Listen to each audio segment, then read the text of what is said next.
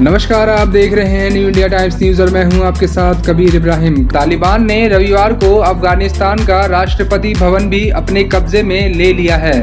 अब यहां तालिबानी हुकूमत है, तालिबान सरकार बनने वाली है। राष्ट्रपति अशरफ गनी और उपराष्ट्रपति अमीरुल्लाह सालेह देश छोड़कर भाग चुके हैं। हालात बिगड़ने की वजह से लोग यहां से पायलन कर रहे हैं। कई लोग बिना लगेज लिए ही भाग रहे हैं। काबुल में मोबाइल रिचार्ज कराने में लोगों को दिक्कतें आ रही हैं। काबुल में बैंकों के आगे लगी लंबी कतारें। काबुल में अफरा तफरी का माहौल है। देश छोड़कर जाने के लिए लोग जल्दीबाजी में बैंकों से पैसा निकाल रहे हैं। कई लोग वीजा बनवाने के लिए अपने अपने देशों की एम्बेसी के चक्कर काट रहे हैं। रविवार को काबुल के बैंकों और एम्बेसीज के आगे लोगों की लंबी कतारें लग रही हैं।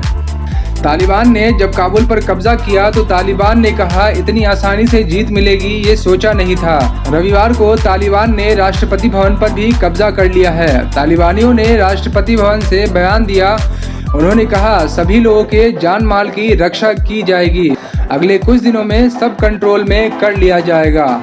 हमने सोचा नहीं था कि इतनी आसानी से और इतनी जल्दी जीत मिलेगी। अगले कुछ दिनों में सभी चीजें सामान्य हो जाएंगी। काबुल पर कब्जे के साथ ही एक बार फिर अफगानिस्तान पर तालिबान का कब्जा हो गया है। देश के 300 से ज्यादा जिलों पर इस वक्त तालिबान काबिज हो चुका है। पश्तो लड़ाकों के इस संगठन को अफगानिस्तान की पश्तो बहुल आबादी का भी समर्थन माना जाता है। यही वजह है कि पिछले 3 महीनों में इस संगठन के कब्जे वाले शहरों की संख्या 77 से बढ़कर 304 तक पहुंच चुकी है। देश के 75% इलाके पर अब तालिबान का कब्जा है। देश के 34 प्रोविंस में से 18 की राजधानी अब तालिबान के कब्जे में है। दरअसल अमेरिका और नाटो देश के सैनिकों ने इस साल मई में अफगानिस्तान छोड़ना शुरू किया। इसके बाद से अफगानिस्तान के अलग अलग शहरों में तालिबान का प्रभाव बढ़ने लगा। हालांकि महीनों बीतने के बाद भी अफगानिस्तान के बड़े और अहम शहर तालिबान के कब्जे में नहीं आए थे। कंधार पर कब्जे के बाद तालिबान की पकड़ मजबूत हुई। पिछले 10 दिनों में तालिबान ने 22 शहरों पर कब्जा कर लिया है। अफगानिस्तान में कुल 407 जिले हैं। इस साल 4 मई से तालिबान ने आक्रामक मिलिट्री ऑपरेशन शुरू किया। उस वक्त देश के 77 जिलों पर तालिबान का कब्जा था। वहीं 129 जिलों पर अफगान सरकार का कंट्रोल था। बाकी 194 जिलों में दोनों पक्षों के बीच संघर्ष चल रहा था। करीब 1.5 महीने बाद यानी 16 जून तक तालिबान के कब्जे वाले जिलों की संख्या 104 हो गई। वहीं अफगान सरकार का कंट्रोल केवल 94 जिलों तक रह गया। 201 जिलों में दोनों पक्षों में संघर्ष चल रहा था। 17 जुलाई तक तालिबान आधे से ज्यादा अफगानिस्तान पर कब्जा कर चुका था। उसके कब्जे में 221 जिले आ चुके थे। वहीं अफगान सरकार सिमटकर 73 जिले तक रह गई थी। 12 अगस्त तक तालिबान के कब्जे में कंधार समेत 242 जिले आ चुके थे। अफगान सरकार का कब्जा सिमटकर 65 जिलों तक ही रह गया था। 100 जिलों में दोनों पक्षों में संघर्ष जारी था।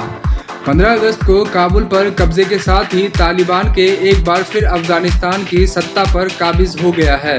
राष्ट्रपति अशरफ गनी ने देश भी छोड़ दिया। 16 अगस्त दोपहर 2:30 बजे तक 304 जिलों पर तालिबान का कब्जा हो चुका है। 66 जिलों में संघर्ष जारी है। वहीं सिर्फ 37 जिले ऐसे हैं जो सरकार के कंट्रोल में है। पिछले 20 साल में पहली बार है जब तालिबान ने 34 में से कई राज्यों की राजधानी पर भी एक साथ कब्जा किया है। तालिबान के इस कब्जे पर अफगानिस्तान सरकार की क्या क्या नीति रही? सबसे पहले वित्त मंत्री खालिद पेंडा इस्तीफा देकर देश छोड़कर चले गए। हालांकि उन्होंने फेसबुक पर इसकी वजह अफगानिस्तान के हालात की जगह पारिवारिक इशू बताई। लेकिन इनके इस कदम को अफगान सरकार की हार मानने की शुरुआत के तौर पर देखा गया।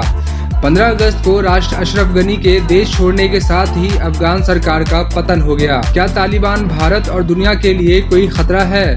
कई एक्सपर्ट का कहना है कि तालिबान अफगानिस्तान के लोकतांत्रिक स्थानों, नागरिकों, अधिकारों व क्षेत्रीय सुरक्षा के लिए खतरा है। इस संगठन ने दुनिया के सबसे शक्तिशाली सिक्योरिटी अलायंस नाटो का सामना किया है। ऐसे में उसका मोरल काफी हाई है। तालिबान को मॉनिटर करने वाली यूएन की टीम ने 2021 की अपनी रिपोर्ट में कहा कि इस संगठन की आतंकी संगठन अल-कायदा से मजबूत संबंध है। रिपोर्ट के मुताबिक अल-कायदा पर तालिबान की पकड़ लगातार मजबूत हो रही है।